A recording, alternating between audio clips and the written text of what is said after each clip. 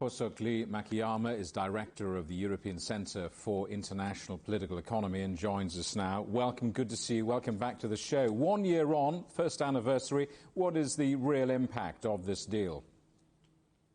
Well, actually, the biggest impact is perhaps not necessarily in the commercial area, although the Chinese demand for high quality foods, and as the Chinese consumer become even more sophisticated, there will be more demand for European products. But it's really a question also about ethics and also about the rule of law, where both sides actually decide not to counterfeit or produce any, let's say, fake purity or fake mozzarella.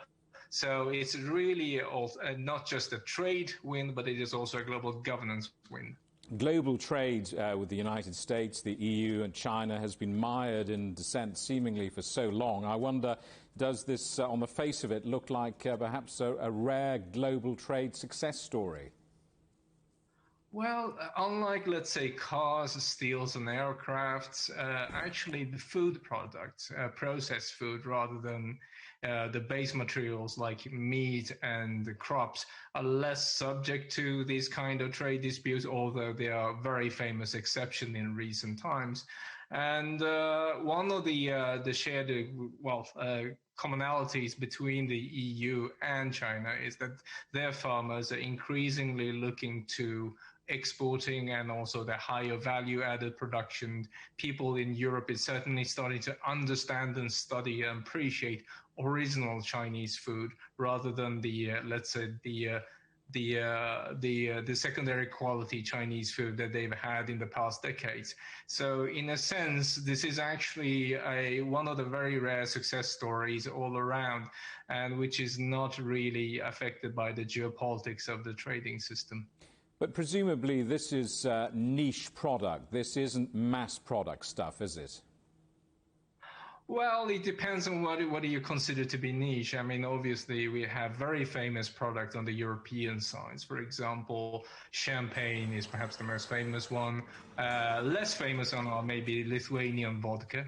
And but in between, you have famous brand names like Rioja, you have prosciutto di Parma, you have mozzarella di bufala, and all these products we really associate with either European regions or European countries. And on the other side, in China, you have Jinshuang pear, Jixiang apples, Zhonghe goji beers, and Anji white tea. And I assume that many of these products will be more famous to the European consumers as they understand and appreciate Chinese food in the future. Will there be more products added to this list, or is this it? Indeed, the list actually starts with 100 basic products, and which went actually into force March this year. So it's still a little bit early to see the full impact of this. However, we are looking at a renegotiation and expansion of this list with potentially another 175 brand names on both sides that may be added to in addition to the 100 names that have been agreed.